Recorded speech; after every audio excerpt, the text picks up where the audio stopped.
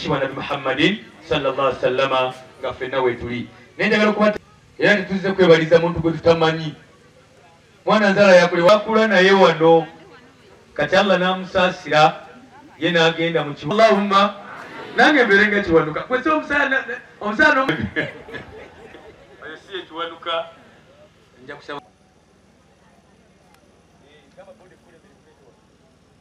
ani nakomawo obudde bunayinza okutendera Makka onane bonna kwedi idinillah ngabe njo kubakanjulira mu maaso awo bakawubirako era naye mujja mulaba akaseera nkatuuse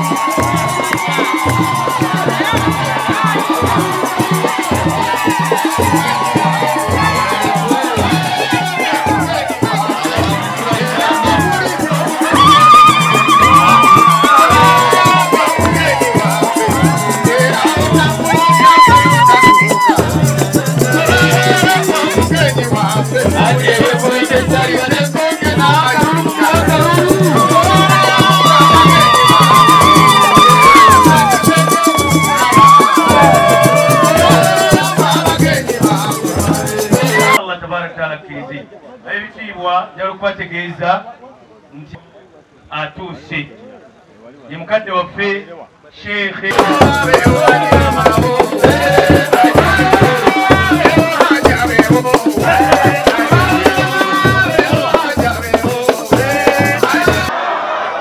takbir banangu mpaka fona chifuma katahaji innaka anta at-tawwabur rahim ay Allah mukama waffe tukusaba okirizo okwebaza kwaffe mu lukuŋŋaana luno okirizo okwebaza Honorable Kiwanuka twakoze okwebaza kuno okubaddemu n'okubeera nga yavudde e Makka ayi Allah muzeeyo e Makka ate ayitire mu kitongole kya Shawwal ono agende e Makka omulundi n'emirundi nga Shawwal gwamukulembera mukulu Kiwanuka oli mukala ki emunsi eno gyekutte eyo kala etegeera nze ku kkala ezitagalatagala waliwo kale ezitakola ki ojja kujjawo nane mugamba oyagala kubeera MP ogire mu kkala nga tugitegeera nga twagikoowakoowa dda twagala kkala zino ezitekola ki ezitegeera omusajja ono pulezidenti waffe owa Nuupu musajja ayagala abantu njagala mwongereko ebintu bino wammanga Honorable owekitiibwa Mr. Robert Kyagulanyi Ssentamu mwogerako bwenti waki wenjogera ku Honorable Kyagulanyi Ssentamu mutandika okukankana mutyatyamu amaseeka twali siyagaasi mugume Allah gye tulaga bwetunaatuvuddewo abalamu bajja kujja insha Allah tuwakyali mu kutya salawo omuvubuka yagamba salawo nga bukyalaba obudde nga bukola ki ebinakuvaamu nesikolemewa ku musalaba nedda eddiini eyange tenzikiriza bwetu naye nze salawo nga bukalakola ki nga bukyalaba genda kwongera ku muganda wange mukwano gwange Mr.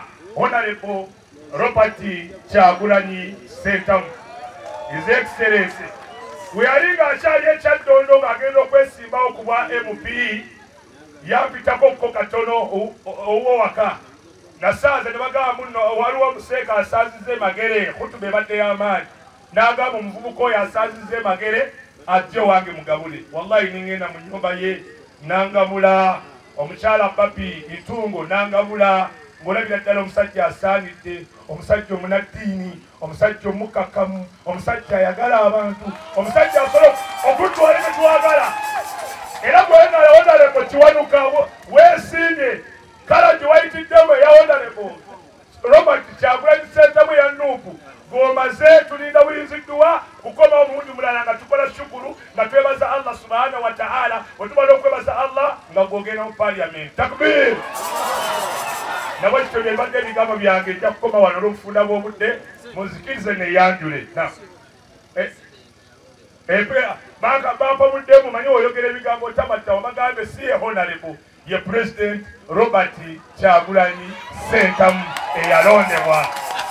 Nawe kityo baddu ba Allah ab'ekitiibwa tubeere nga twebaza Allah kituyise olunaku olwaleero inshallah. Kamba wetu wesembayo ayagadde ansiime ayagadde tansiima namwe tumuneebaziza Haji nga otidde wenjogedde ku President Robert Kyagulanyi Ssentamu nja kutuuka mulungi e Kampala toweeraliikirira.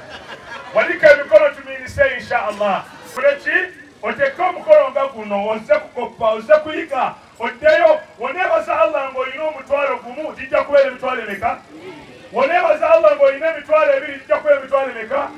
Woneebaza Allah ng'olina emitwalo 10 gijja kubeera emitwalo 20 Weebaza Allah obuwangaazi ng'akwongera obuwangaazi. Weebaza Allah ng'olina ennyumba ng'akuweza apangisa. Banne muyiga okwebaza Mukama Katonda ebbanga lyonna ekiseera kyonna. Nabali tobadwala nga maliriza ebigambo byange kubanga basheeka bwe mbagala kwogera. Ate nange gino omukolo omulala we mbamaliriza sipiiki yange munzikirize ngende gino omukolo gwendese ng'omugenyi omukulu mu kibuga Kampala. Twagala okubategeeza inshallah. Abakyala mubeebaze ate nomwe abakyala ffe mutwebaze Seeka Zuma tokuwasa abaya kuyamba. Ennaku zino abantu basuuga busuuza abanoonya busuuga bakola ki? Bwalema naye nze okujja ku lujja nojja owange mana kuwonya bingi. Omwami weebaze omukyala wo n'omukyala weebaze mwami wo. Edduniya etambula na kwebaza. Tobola abazungu balina akagamba thank you kati ffe tulina kigambo kyaffe kirina edduwa ffena tukiddemu. Bino buli we mbadde nja okufuna chance kuva enava e Makka mbadde mbyogerako buli we nfuna chance ku mukolo ebintu bye nalabye e Makka ku mulundi guno. Eno hijja yange yakubiri naye hijja yange yasooka Allah bino teyabindaga naye abindaze ku luno we nazzeeyo. Ekisookera ddala Allah yandaze nti abantu ffenna mu nsi ffenna twenkana.